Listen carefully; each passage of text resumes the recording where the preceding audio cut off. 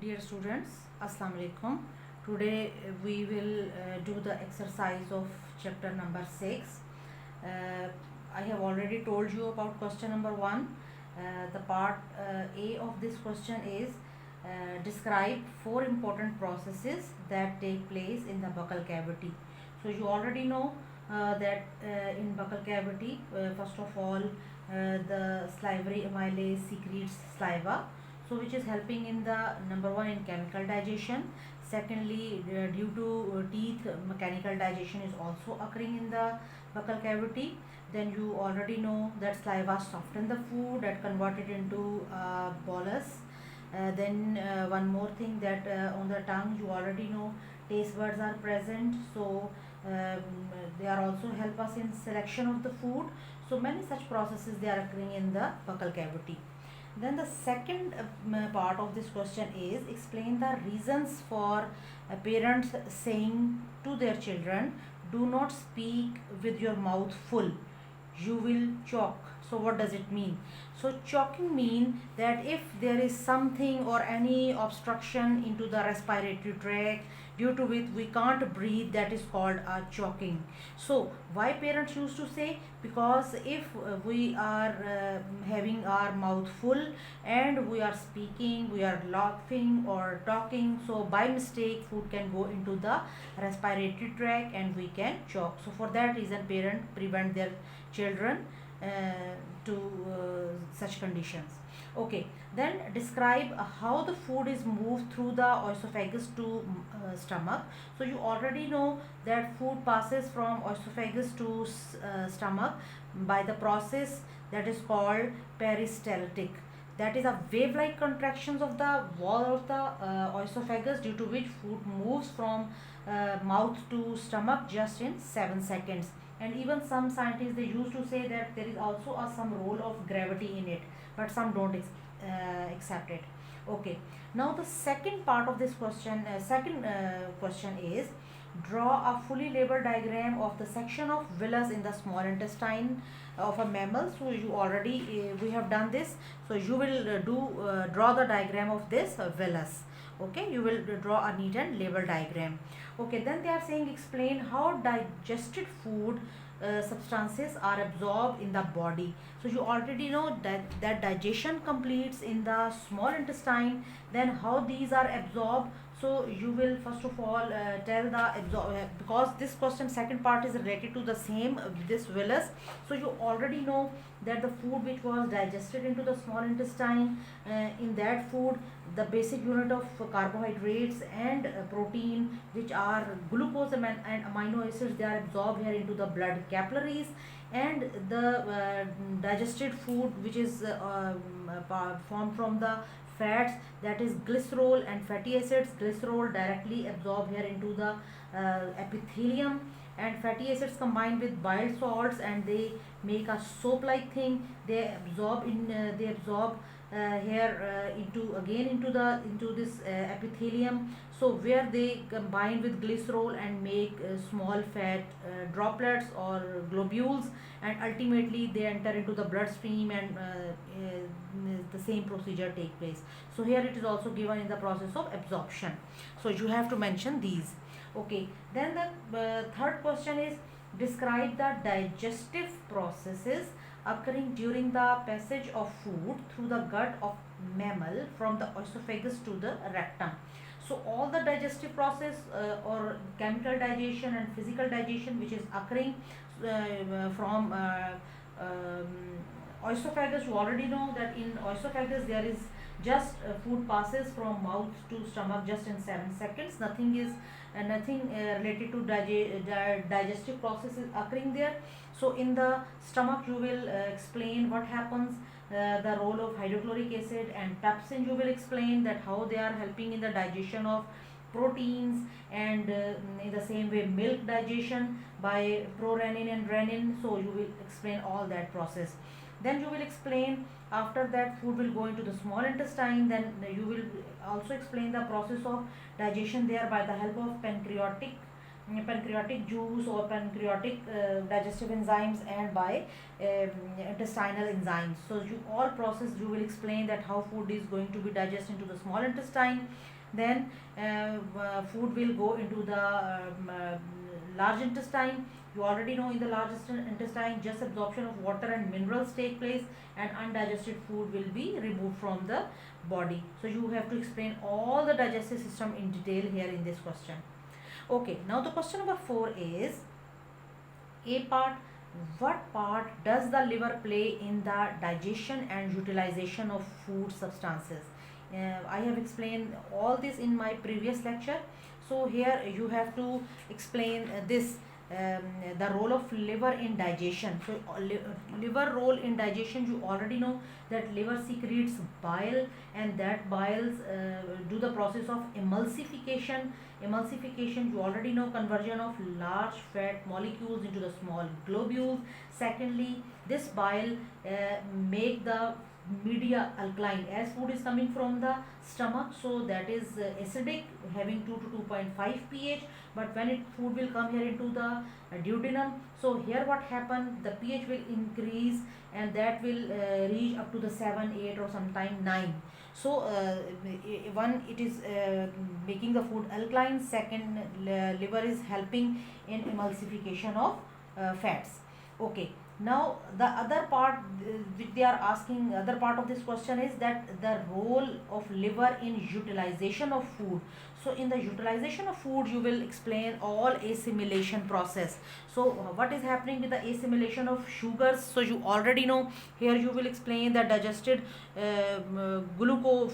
carbohydrate, when it convert into glucose, so some of this glucose will go into the hepatic vein and utilized by the body in the respiration.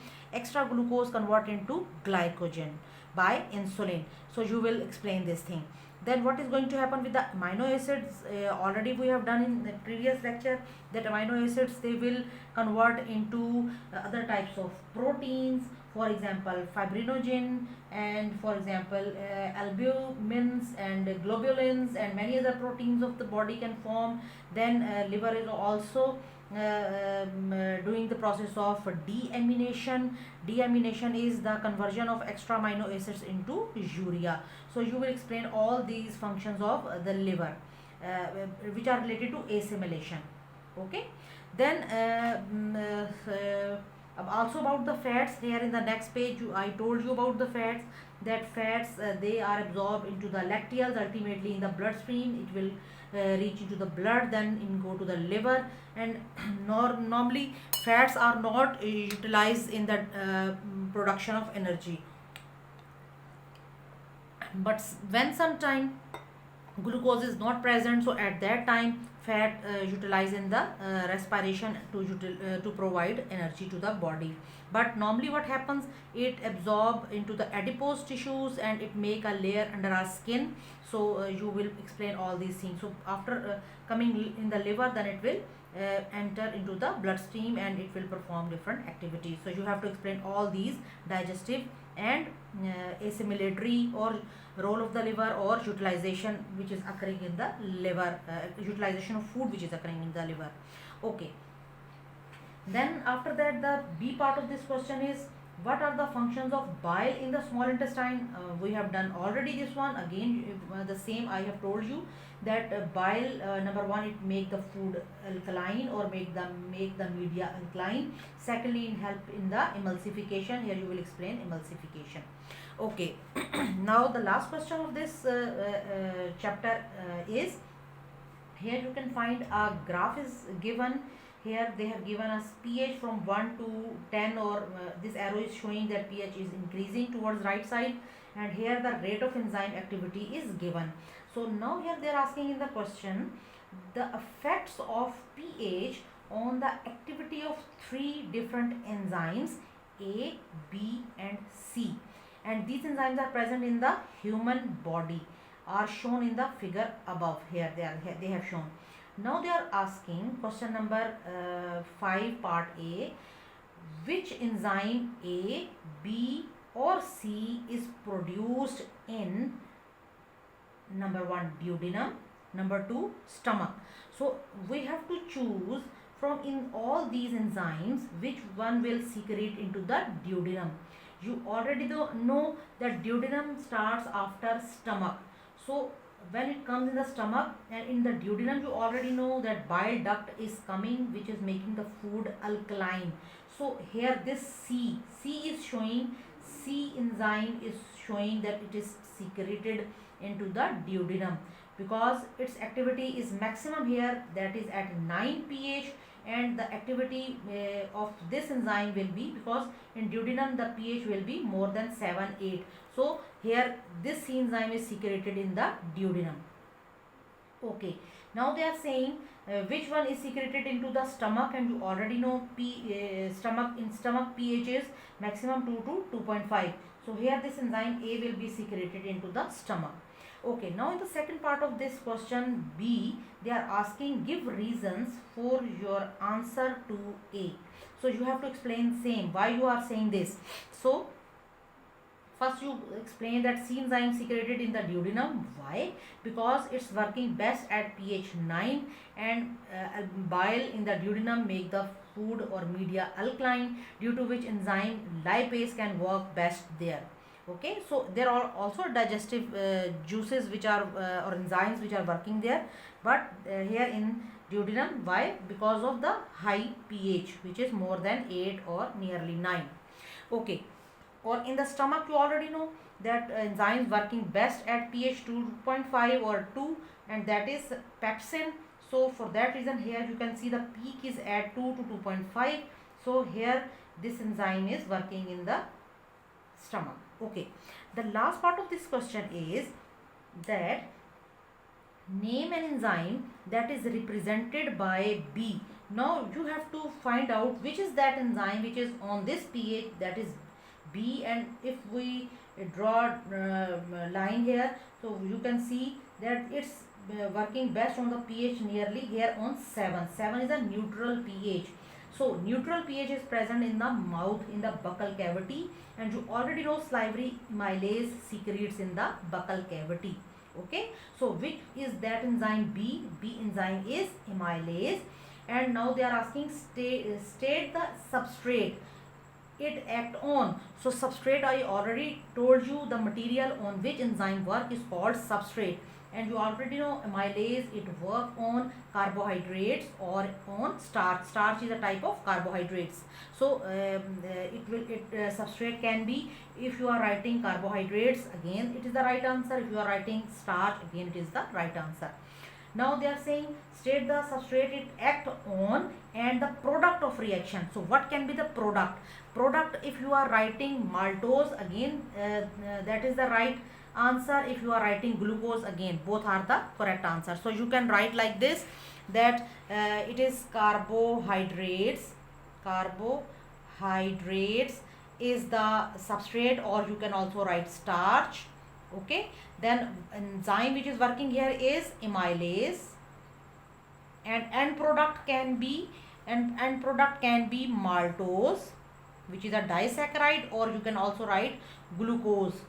Both are the correct answer. Okay, so now we have completed this chapter. We also have done its exercise. If you have any problem, any question which you want to ask, you can ask me, and do complete your work.